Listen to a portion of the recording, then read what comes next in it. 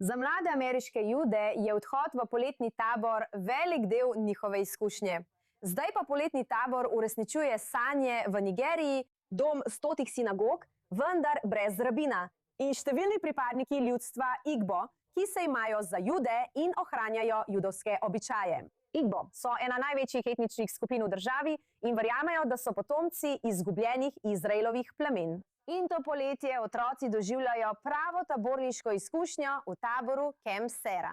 In zdaj se nam iz Nigerije, iz Abuje, pridružuje prava trojica zanimivih ljudi. Dobrodošli Debbie Iser, ustanoviteljica tabora Camp Sera ter taborniška svetovalka Edna Adej z Abo in 12-letna taborniška udeleženka Zion Donatus.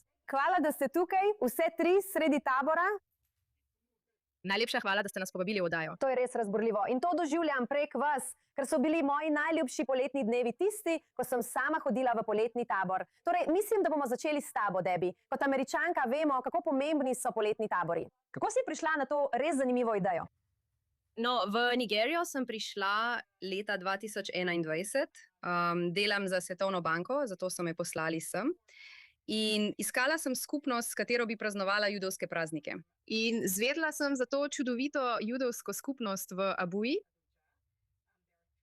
Tukaj so 3 sinagoge in vsaka ima res močno, večgeneracijsko, živahno skupnost. In bila sem, veste, veliko tega mi je bilo znanega, hkrati pa so imeli čudovite pesmi z drugačnimi melodijami. Tako sem vsakič, ko sem se vrnila v ZDA nazaj, prinesla kovček poln telitovc, sederjev, kip in vsega, kar sem lahko našla. In potem sem začela govoriti s skupnostjo o tem, kaj bi lahko zagotovili, da bi pomagali ohraniti njihovo skupnost. Veste, kaj si resnično želijo. In skoraj vsi so enotno povedali, da si res želijo, da bi njihovi otroci imeli dostop do virov in da bi se počutili kot del širše judovske skupnosti. Toliko otrok je edini Jud v svoji šoli in res so si želeli, da bi njihovi otroci imeli takšno izkušnjo. In takoj sem pomislila na tabor, kar se je izkazalo za, veste, nekakšno dvojno korist. Po eni strani tabor otrokom ponuja odlično izkušnjo zabave in učenja, a hkrati bi to tudi odličen način za razvoj skupine mladinskih voditeljev, ki so postali osebje, in ustvarjanje stalnega dotoka mladih voditeljev, da se vse skupaj nadaljuje samo od sebe. Wow, to je res izjemno. Torej, Edna, vem, da je to tvoje 4. leto kot svetovalka. Povej nam, kakšna je bila tvoja izkušnja? Kako je to vplivalo na tvoje življenje, ga spremenilo in tudi, kot je pravkar rekla, te naučilo več o vodenju in tem, kako biti voditeljica za naslednje generacije? Pozdravljeni, moje ime je Edna, prihajam iz zvezne države Imo v Nigeriji, obiskujem skupnost Gideon Hebrews v Agogi, v Abuji in to je moje 4. leto v taboru. Tabor mi je pomagal postati odgovorna. Dal nam je vodstvene sposobnosti, naučil nas je, kako biti vodje, dal mi je samozavest. In ko govorimo o samozavesti, govorimo o tem, ker imamo 3-dnevno usposabljanje za vodje, kjer nas učijo, kako postati odlični vodje. Učijo nas, kako učiti tabornike, kako biti potrpežljivi z njimi. In ko govorimo o samozavesti, Edna je letos prevzela več odgovornosti. Ni bila le svetovalka, ampak je tudi organizirala registracijo udeležencev tabora. In ona je odgovorna za ADOF, kot temu pravimo, za 8 do 10-letnike. Wow, zelo. Rada bi slišala Sion, vrnil se bom k tebi, Edna, ampak Sion, to mora biti zelo zabavno zate. Kateri je tvoj najljubši del tabora? Šport, ljudje, hrana, barvna vojna. Povej nam. V redu, moj najljubši del tabora so dejavnosti, ki jih imamo po kosilu. Naprimer, sem na šivanju, kjer se učim narediti pregrinjalo za halo. In mislila sem, da bi bilo zabavno dodati še kakšno spretnost k učenju. Tako da je to v bistvu ena najboljših izkušenj, ki sem jih imela v svojem otroštvu. Kot tvoje otroštvo.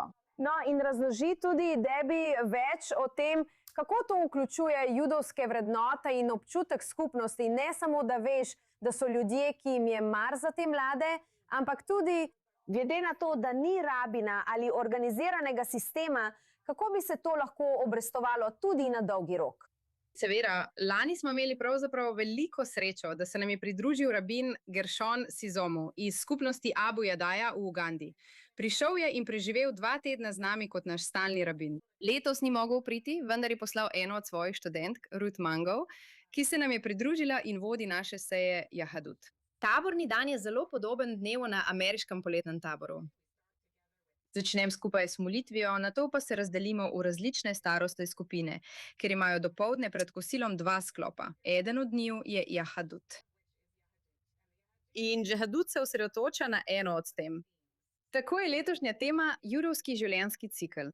Lani smo obravnavali judovski koledar. In to so, veste, priložnosti, da predstavimo tako zakone judovstva, kot tudi obrede judovstva, pesmi in morda najpomembnejše vrednote, ter kaj to pomeni za nas kot skupino.